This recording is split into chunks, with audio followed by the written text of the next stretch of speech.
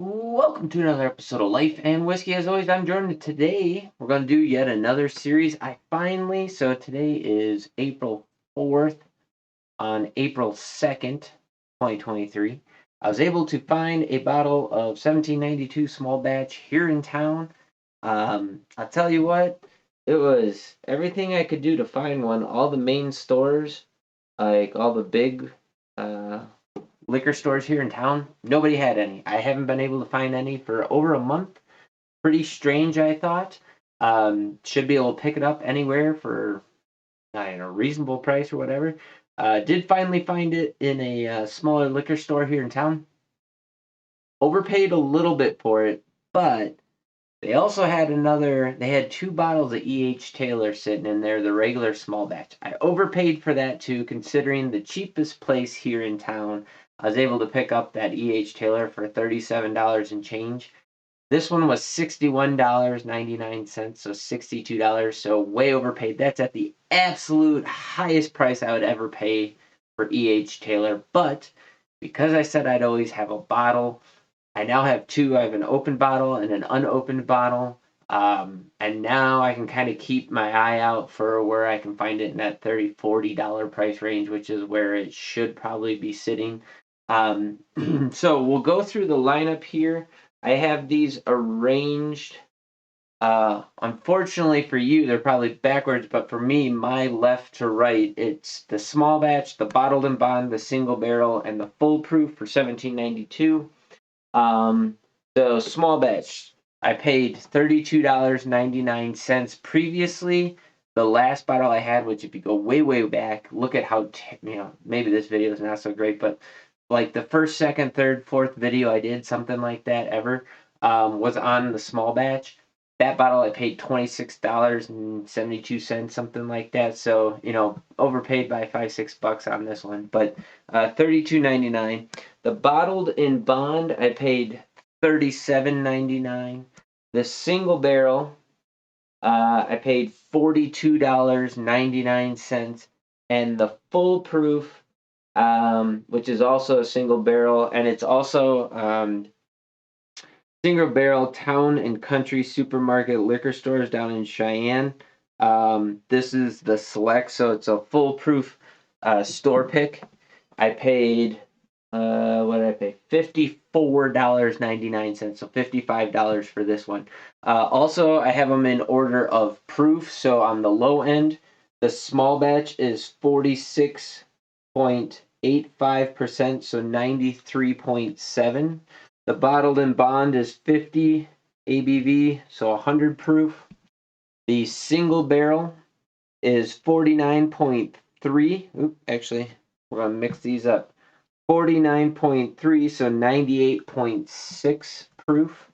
And then the full proof is 62.5 or 125 proof. So now we have them in order of proof. We're going to start pouring, and then we'll start tasting. And uh-oh, that's no good. We'll see how this goes. Oh, no. Okay. Let's see. Do I have corks down here? I do not. Crap. This is a bad way to start. Apparently, it's been a while since I've opened this bottle. We'll see. Nope, that ain't gonna do it. Luckily, I think I have my old 1792 cork. Boy, this is some good film footage here. I wish I had my corkscrew. Okay, nothing like spilling all over the dang place. But we're gonna be able to smell that one, I guess. There we go. Hopefully, we don't have that problem with any of the other ones. Smells very lovely, I'll give you that. And if you remember, I went back and I was really hoping to get the small batch, for this specific review to be able to do this comparison video, but also because a lot of people had really talked up the regular small batch, and actually the entire 1792 collection as a whole. A lot of people really seem to like it. Now, I was fairly unimpressed with, if you watch my reviews of all of these, I was not over the moon for any of them. I'm just going to soak this cork for just a second in some water to hydrate it. And they're all okay, but none of them really struck me as being amazing. But, maybe it's just the amount that I've just spilled all over the place. Ooh.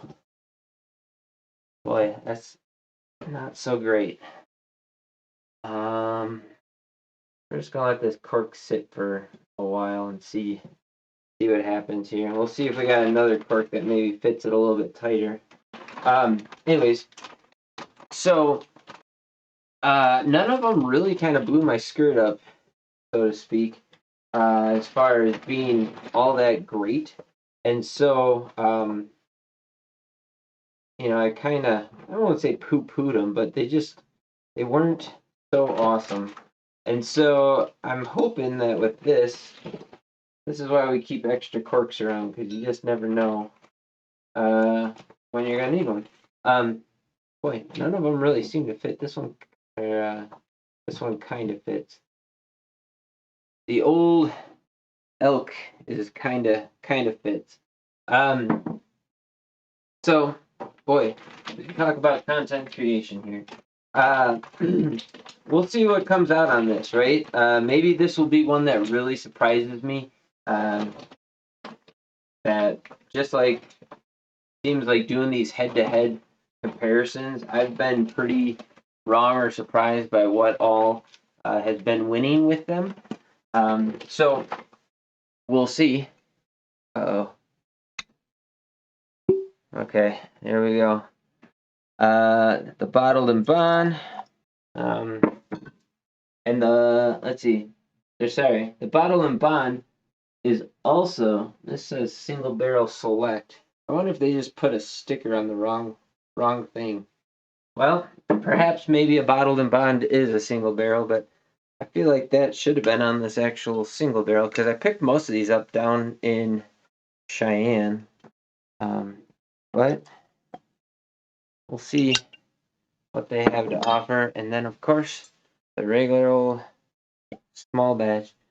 And we'll just let that other cork sit in there until we're done with our shoot. So we're just going to mix these up here and do one of the old shell games to see where they go. I'm not paying attention to them. I got stickers on the bottom to keep track of them. And there we go. I didn't pay attention to any of that. Man, what a shame. Corks destroyed. But, for $55 being the most expensive, we'll see how they drink. And here we are, 8.5 minutes in, and still don't really have any content. So, I'm just going to start over here. We'll give them a good swirl here. Get them kind of, we're just all over the place here. Good swirl. This one has some decent legs on it. It's very cherry forward. Cherry and brown sugar. Yeah, moving into a nice fruit cherry. A little bit of apple almost. Nose is pretty good.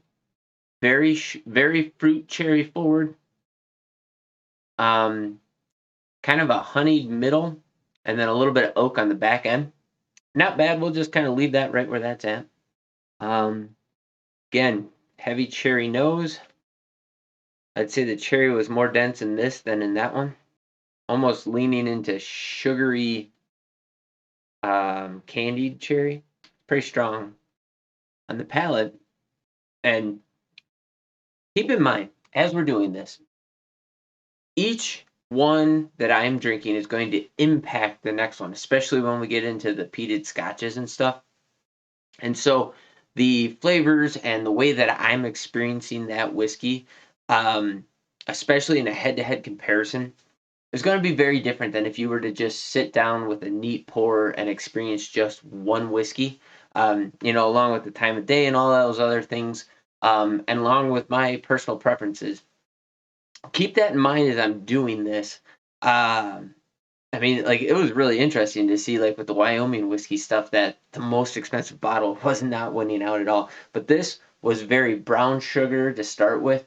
It had a creamy mouthfeel to it that was kind of sweet on the front. It smelled like cherry in the nose, but it did not come through on the palate at all. Then it picked up with a really nice soft oak in there, not bitter at all, bit proofy. That time cherry. So that one's a bit sweeter, I would say, with just a little bit of fruit cherry in the beginning, and then it was just a really nice heavy brown sugar, sweet mid palate. Okay, this one is real light in the glass. It's almost a honey and a caramel mixed in there. No real cherry notes. Almost leaning into just a dark caramel. Not brown sugar, but like a light honey and then a nice caramel. Very nice in the nose. On the palate, I'm going to put this one last so far. Pretty thin up front, not a whole lot going on. Graham cracker picked in on the second beat. It was kind of a honey sweet graham cracker, but it wasn't very strong. Very creamy mouthfeel, but that might just be coming off the proof of this. And it didn't really do anything. It was just kind of this real nice, enjoyable graham cracker with a little bit of wood oak on the finish. Not real spicy, not real bold flavors, not real dense in the flavors. They were all kind of watery thin up front. Guessing that's a lower proof. It drank nice. It just didn't have as much flavor, depth, and density as those two did. So we're gonna put this one last so far. We'll jump into the next one. We're back to cherry on the nose, and that's really all we're getting. Cherry. Fruit cherry and a little bit of brown sugar. I want to say this one's second to last. And so there we go. We got first, second, third, fourth. More flavor than this by a long shot. There was like 3 or 4 unique individual notes. They were lighter hitting, softer, and then the proof of this kind of picked up and drowned out a lot of the flavor profile as I moved through it. So I'd say those two had much denser flavors. We'll give it a second, take a little sip out of the water with our floating cork there. Now I'm trying to hydrate that cork, hope it expands a little bit. Hopefully it'll fill the void and fill that in pretty good. But now, having had some water, that's going to impact also the flavor profiles going back. Now, if you go back and watch my Wyoming whiskey review, the 6 bottles that I had from them, you'll see that going from, going back through completely different presentation and how those whiskeys were coming into the palate. It was a lot sweeter. And I highly expect that's going on here. I'll also say I kind of crapped all over 1792, if I remember correct, and I may not be, but when I first drank that stuff, granted it was early on in my real hardcore whiskey journey, one of the first videos I did, didn't have the most well-defined palate, but I remember it smelled like acetone, like nail polish remover. It didn't really bring a whole lot to the table as far as flavor, and I was highly unimpressed with it. And I have heard that people have talked about that some of the bottles of just the regular small batch are not as good, and some are really good. So maybe there's kind of a honey. It won't be a honey barrel because it's a blend of all different barrels, but maybe there's just some bottlings that are better and some bottlings that aren't. You get that flavor drift and whatever else going on. You just never know, and maybe I just didn't give it a fair shake. That is also possible. So here we go, back down the line, starting with this is the third in my line. Okay, literally nothing in the glass when I nosed it. Taste was water, thin, nothing, and a very light honey and a bitter tannic oak that time. So completely different than what I experienced the first time. I'm going to have to try this one to find out, but right now that one would be my fourth. We'll see if this one bumped up at all. This moved into almost a cotton candy or a circus peanut and caramel, very sweet. confectioner sugar type smell. Super thin. These switched around now. This brought a bitter tannic note at the very end. This one, very thin, very light in the palate, but it was all really nice, sweet, creamy notes. So creamy, brown, sugary, caramel, and just a hint of oak on the end, but not bitter. So there we go. So right now this is 4-3. Go back to this guy who was punching up in the beginning. Ooh, that was dark, rich, creamy caramel. Very sweet, just a little bit of fruit cherry on the back end, but brown sugar, like the sweetest caramel you've ever had. Oh, very, very, very nice nose. Really like that. Palate, ethanol was tamped down that time. Sweet, creamy caramel up front. Nice graham cracker picked up. Just now I'm starting to get just the slightest bitter tannic back end finish with some black pepper on it. But it was just really nice, hefty, creamy, sweet notes. Type of notes that most people are going to prefer. Ethanol's kind of biting around the edge of the tongue right now. Much higher proof than these two, it seems. I think we're still going to keep that as number one for the moment. Going into this one. Similar, like this is this one's little brother from the smell of it. Like it just same kind of rich, creamy caramel, but just a couple of degrees less. Not as dense, not as creamy, but pretty much the same vivid characteristic. Also, man, that one's tough. Same sweet notes forward, no bitterness, no tannic, no nothing. Um, that one almost drank better because you could get these little like flicks of flavor. It was like caramel, then a small pause, and then like sweet honey, and then a small pause, and then like a marshmallow. Um, man, I almost want to switch those. Those two could almost be tied for number one. They're both very good with slightly different characteristics, setting them apart as why I would prefer one over the other. I think I'm going to leave it how it is. So, coming in first place is E. We had B, C, D, E. So E, as I thought, was the full proof coming in at 62.5% ABV or 125 proof. I'm guessing this one is the single barrel D. D is the, oh, no. D is the bottled and bond coming in at 50 ABV or 100 proof. B is our single barrel. And then last place is our standard small batch. And again, both of these were coming in, they're lower proof. What is it? This one's only 98.6 proof. Coming in at lower proof doesn't, I could definitely tell that when I was drinking through these. So our best one was the 1792 full proof. This was a store pick, and it was, what was it, $52.99, I think, or 50. I'm gonna have to look. $54.99. So $55. It was really nice, very lovely. Here's the thing with all of these that I'm doing. As I go through all these distilleries and stuff, I'm finding and reminding myself that some of the best whiskey you're ever going to have, despite all the hype, despite, the hunting for the bourbons and the whatever else, some of the best whiskey you are going to find isn't necessarily at the highest proof, isn't necessarily what everybody else is chasing, and quite often is going to be under that $40, especially if you like things that are a little bit sweeter, things that are more easily attainable.